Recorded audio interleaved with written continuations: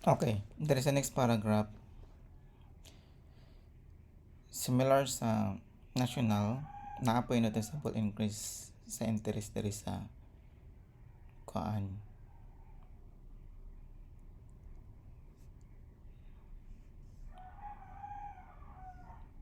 pag-adapt sa modern agricultural technologies, pero reward lang na ang gamit diri kay interest in innovative farming methods, pero related ra na ato dito.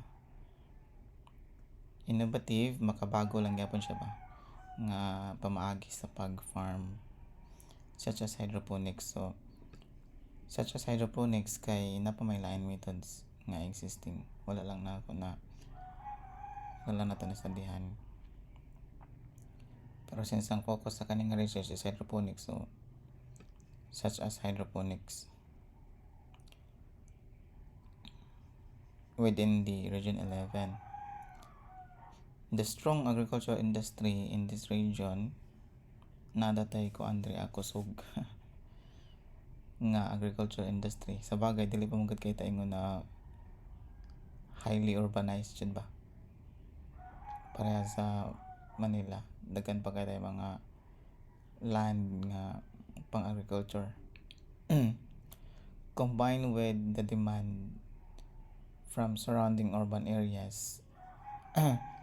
Ang katong mga urban areas, katong mga Karatig City, pareha ng Davao City, ang mga namuyo diri mga gutom ni sila. So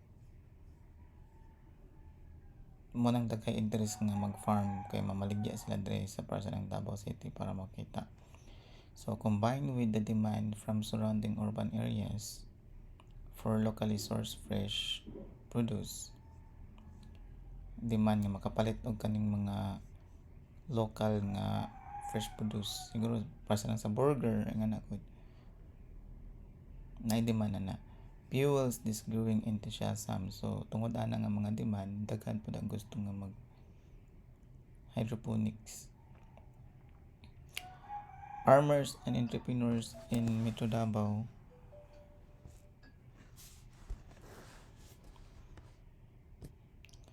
farmers and entrepreneurs para nang namaligya or na mga negosyo or basta farmers pod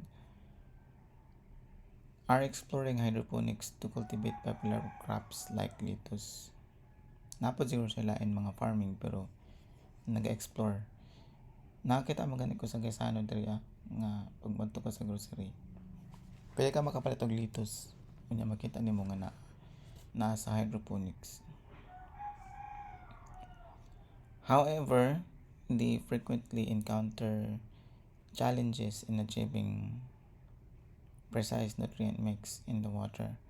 Dili ingon permanently, frequently encounter challenges in achieving precise nutrient mix in the water. So, isa na sa mga challenge.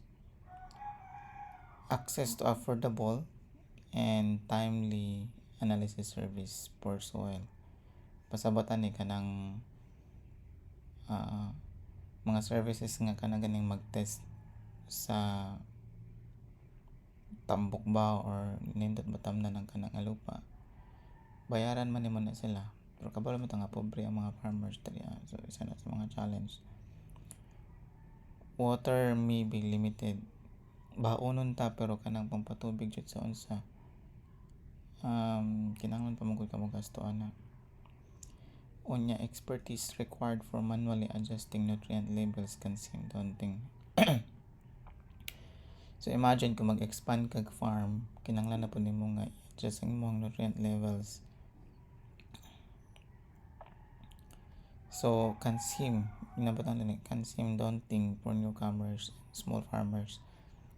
Kung naa ka sa farming industry, so nya nakaingani-ngani na hydroponics, medyo dili na kaayo pero mo take time gyapon siya. Kung baguhan ka, dili ka farmers dati tapos gusto ka mag-farm, mo na yung mga challenges and just sa nutrient levels. Additionally, fluctuating environment factors that define Davao's tropical climate can influence nutrient uptake and temperature diri sa Davao. requiring consistent modification. The lack of easily accessible, user-friendly, and cost-effective solution for real-time monitoring of nutrients. Kaya the lack of accessible, user-friendly, na ay mga accessible nga mga test kits, pero makaingon baka nga user-friendly sila.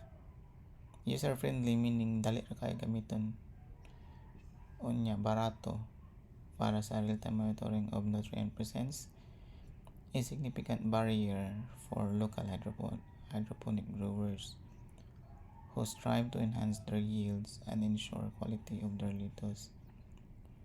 So kani atong ginatakal, the lack of, para mo-support sa atong research ba, the lack of easily accessible, user-friendly, and cost-effective solution for real-time monitoring presents a significant barrier for local hydroponics. So mo ning gina-emphasize sa kaning paragraph kay mo ning atong tutukan sa kaning atong research. Similar po diri sa second paragraph, developing methods that simplify, align sila kaning statement diri sa baba o kaning statement diri sa last sa second paragraph, align sila sa goal sa atong research.